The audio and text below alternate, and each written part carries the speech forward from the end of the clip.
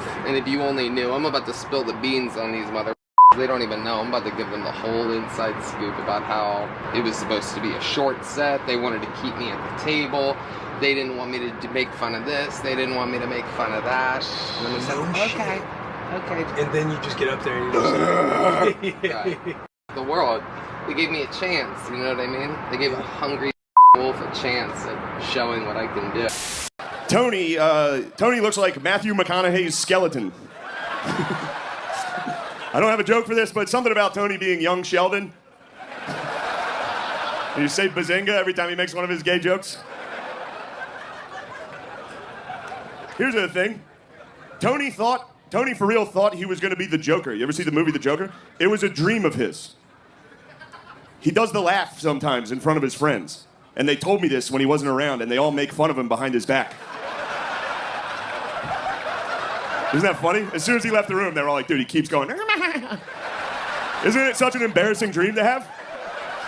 What a dumb he could be the Joker. Tony also, I believe, had a Corvette with a license plate that said, I roast. I can't believe people are calling this guy gay, dude. That's cool.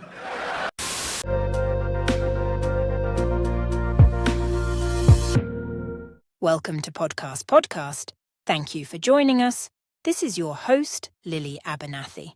Episode 12, The Cornerstone of Comedy, Kill Tony. Today, we enter the Joe Rogan Extended Universe. We gaze our eyes upon a branch known as Universe GAY, otherwise known as the Kill Tony Cinematic Extended Universe, home of the podcast Kill Tony and all of its underlings, hosted by none other than, in quotations, the Golden Pony himself, Tony Hinchcliffe, known protégé of Roastmaster General, known child lover, and eternal enemy of the show, Jeffrey Ross Leaf-Schultz. In shambles. So you never get your shot, and then... Never get my shot, but I'm super close with Jeff Ross, who, I worked with directly on a lot of those things. He really does executive produce all of these things. Yeah. He knows how to do it. The podcast is super produced by former Joe Rogan Experience employee Brian Redban Reichel. Remember, Brian was let go from the JRE because he was underperforming as a producer, and the quality of the show was noticeably bad. You would expect Brian to make sure that in his next major venture to improve upon his mistakes. Don't forget, he just spent around $8,000 on a single piece of equipment to help him record the show in 4K. It was a self-proclaimed future-proof buy, as quoted by Brian. Only 3% of people actually watch content in 4K. But alas, the production is still absolute and the excuse given is usually because it's a live experience. After a decade of doing the show and a number of other shows, as well as being the original producer of JRE, we would certainly hope that he could have figured it out by now. Again, we don't hate Redban.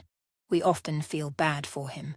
If you have listened to this show before, then you already know that I have a certain distaste for the Kill Tony podcast. I don't particularly believe that the podcast is done in good fashion. Given Tony's background in roasting, it's quite surprising that anyone would think that his intentions with this show would be anything other than him trying to showcase the skill he's known best for. Now, Tony, while incredibly egotistic, is also not a dumb person. I, much like many of you, have heard from a number of comics on podcasts that despite him being a weird guy with Napoleon syndrome, he was actually pretty nice in person.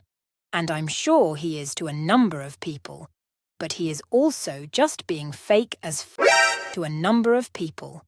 The man has a chip on his shoulder.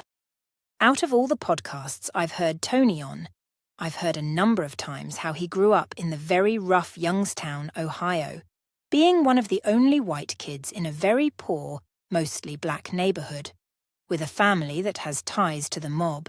Such a dramatic and angsty backstory for the Golden Pony of the Sunset Strip. It seems he's never quite gotten over the bullying he went through as a child. Tony is also a child. His father had an entirely different family, which was first priority. On a personal level, I could feel for Tony, having a very unique upbringing myself, but he's just so unlikable. I mean, literally every opportunity he gets to shit someone he does, then says, haha, joking after. I know, not all of us are girlings like you headed Anyway, so... We should tell you our story. It frustrates you. I think you hate our story. Oh, well. No, I'll tell you when we're done. I'll tell you if when. it's anything like the set, I probably would hate it. I'm kidding. You guys phoned it in like an Israeli airstrike. I'm joking. Anyway. Bert was lip-syncing my set and his set at the same time. Tell me. Okay, anyway. He's like the Energizer Bunny of look how annoying and try hard someone could be while proclaiming greatness. Now, the whole premise of the show Kill Tony, described by Tony himself, is that it is based off of the movie Kill Bill, in which comedians enter the dojo of comedy to hone their skills and become comedic assassins. The training, of course, would be done by the Roast Master Jr. himself, as he is the host of the show. And over a decade ago, when Redban helped Tony create the show, we all, of course, know that he was a very well-established and known comedian in the industry. Now, since the show is designed to train the skills of comedians, Tony only allows the least amount of time you could possibly give someone to perform, 1 minute. And the only way to get to perform this 1 minute is to sign up and have your name put in a bucket to be drawn randomly. Now, I'm not quite sure the point of the 1 minute. The only style of comedy that could really accomplish anything in this amount of time would be street jokes, or someone like Mark Normand who could bust out a one-liner every 10 seconds. As for the random bucket, I could write that off. However, the whole point of the show, according to Tony, is to help comedians. If the whole point was to help comedians, and given that the show started in the belly room of the Comedy Store, I would venture to say that something a la Dork Court could be accomplished, where everyone in the bucket would be at least vetted and known to be doing comedy. I think Tony thinks the randomness of allowing anyone to be a part of the show really adds to the allure of the program, but it doesn't. Who the wants to watch people who have no real interest do comedy for the first time on a comedy show? No one, that's who. Another issue with the show is that it doesn't really have any weight in the comedy community. Sure, it's always touted by Joe Rogan as the cornerstone of comedy, but that's because it's a showcase of his own club. Comics that the Mothership are doing that's so interesting is that there is 2 nights of open mic nights. So people that are just amateurs that have never been on stage have an opportunity to perform there, and they get a couple of minutes. And if you're good and you come back and the talent coordinator sees you and says, how much material have you got? How long have you been doing it? And then maybe you'll get on Kill Tony. And Kill Tony is the cornerstone of the stand-up community, because Kill Tony is this wild YouTube show where you have 1 minute. And you have 1 minute to perform in front of a live audience. They pull your name out of a bucket, and then they read it, and they go, you know, Tommy Jones, come on down. And Tommy Jones. Sellers going to sell. I also believe that the constant attention given to Kill Tony by Rogan has something to do with him feeling bad for Brian Redban. Given that he was a major part in the origin of his now billion-dollar program, it's also an easy way for Rogan to find openers and people to promote for his own podcast. I would argue that the biggest reason to actually do Kill Tony is because it usually leads to some kind of interaction with Rogan, which actually boosts your career. For most people, there isn't really a benefit to doing Kill Tony. As I already mentioned, unless you are Mark Normand or a joke hack, which will also get you flamed. The entire premise of the show is set against you to prop up Tony's ability to roast you afterwards. Imagine bombing live on the internet and then getting roasted afterwards. Seems positive for your career, right? There was this girl I was in Austin, and she was like, "Man, I'm just kind of bummed out. They're really mean to me on Kill Tony." And I was like, nobody respects this guy in LA. Like this. And should someone be remotely funny enough to impress Tony or the audience, then it benefits him as well. Literally, every part of the show is set up to benefit Tony. He either looks like a Roastmaster Jr. or is credited for discovering someone. If you have actual potential, then you might be selected to be one of the Kill Tony regulars, where he can now benefit off you coming on the show every week.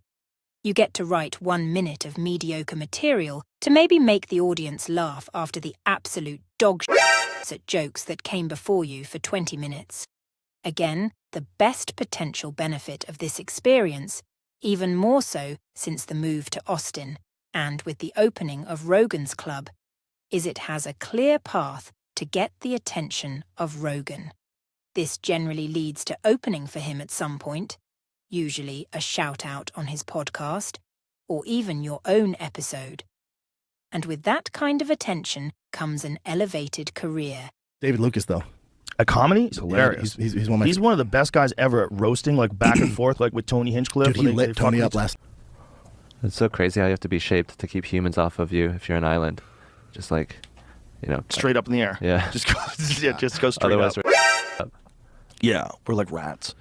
And people have careers from that now. Guys like Hans Kim and David Lucas. While Kill Tony is a show that is certainly watched, it clearly doesn't hold as much respect in the comedy community other than Austin. The show is also not generally favored by his peers. You did so bad, one of our guests is about to quit. I don't know what else to tell you. Oh, if there's a negative lining, Tony will find it. There it is, right between the ray of sunshine. There's that little nugget of negativity. You That's smart. Yeah, Jesus that's Christ. Tony himself is generally not well respected unless you talk to someone from the JRE Extended Universe, where it's basically forced for you to say, Kill Tony is a great show. New York, you got it. I'm starting to stand up for myself. Tony Hinchcliffe on Cooney's podcast. Oh, Finally, yeah. I told my story. Do you think it's gonna come back to bite me? No. I mean, it doesn't everyone secretly? Well, see, that's the thing. It's Everyone, at this point, I'm like, I feel like everyone actually hates this guy. So I've talked to Barry Tom. They're like, I think it's stupid. It's bad.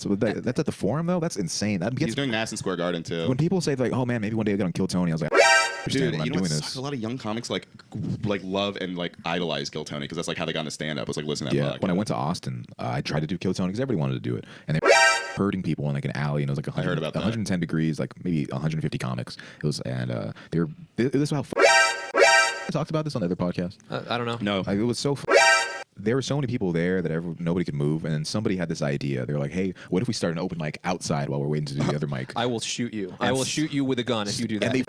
And then they were like, let's run our minute and do the next person. And I was like, you guys, what are you guys doing this for? You guys think this is the end game? This is Kill Tony is the big league? They do. They think it's the Tonight Show. That makes me sad. No, it's more like I said this. Kill Tony is Joe Pesci walking in thinking he's going to get made, getting shot in the back of the head over and over and over again. That's good. That is. And most people need to hear that. Because you can't, you can't. 1 minute is just not a good. Yeah, that's not an indicator. The people who pop off on 1 minute are total gimmicks or barn dog. Yeah.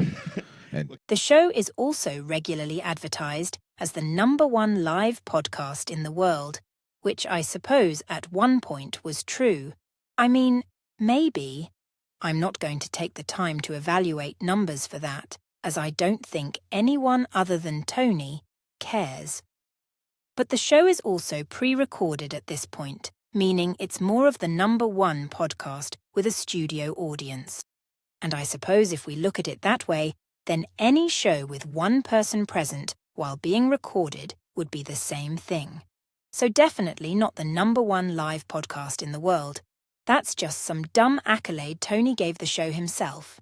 Also, for any of you Kill Tony loyalists that are listening and act like I'm some failed comic or something, please know I was regularly on the patio of the store making fun of both Tony and basically all the open micers who constantly came there to try and suck to further their path to Joe Rogan with Bobby Lee in between conversations of whether the next generation or if Deep Space Nine were the better Star Trek. Clearly DS9, and this will be explored in a future episode. Who watched the Discovery series finale? Shout off in the comments. After a decade of existing, Kill Tony is reaching its highest moments. In August, the show is scheduled for its biggest show, Madison Square Garden. Today, we're going to talk about Kill Tony, the biggest live comedy podcast that just sold out a goddamn arena. This generally seems like one of the worst ideas I've ever heard of for a show at the Garden. A show that is generally known for up-and-coming comedians or first-timers are now supposed to perform at such a venue. The problem has actually already been addressed by Brian Redban recently on the JRE, explaining that it isn't working quite as planned at test venues.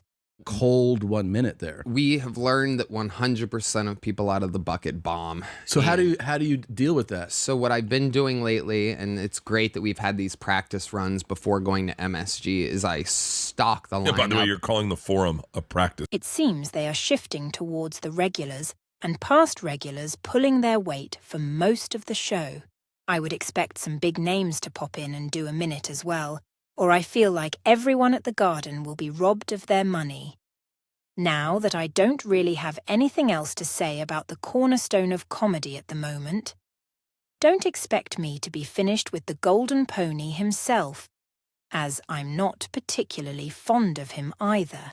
In a future episode, we can explore his ego more, as well as his relationship with other comedians and the community as a whole. Also, for anyone that disrespects friend of the show, Robbie J. Goodwin. Like this. It's on site. I was friendly with Tony, by the way, the day before I introduced myself and stuff, and he was friendly enough. But then I staged up again that night, and Tony pulled me off to the side and psychotically looked in my eyes and was like, "You are nobody. You cannot do that. Jeff Ross is here." I was like, "Fuck." That's crazy. The mask fell down. I hope you have enjoyed the episode. I will be traveling back to the USA this upcoming week. I cannot promise an episode next week, as I have many things to attend to, but I will try my best to record an episode or at least put out something fun for everyone. I would also like to remind everyone of the upcoming BPN, otherwise known as the Billionaire Podcast Network. Big and wonderful things are coming, so please be on the lookout. Please don't be surprised if I return with a new look or perhaps even a new hair colour, as I will be going to the salon soon. As always, please enjoy this week's outro video. Don't forget to like, subscribe, and share the podcast. Follow us at Podcast the Pod on X, formerly Twitter. This has been Lily Abernathy, signing off. We apologise to the YouTube watchers this week, as the outro is not allowed on the site. Please go to our Twitter. Thank you.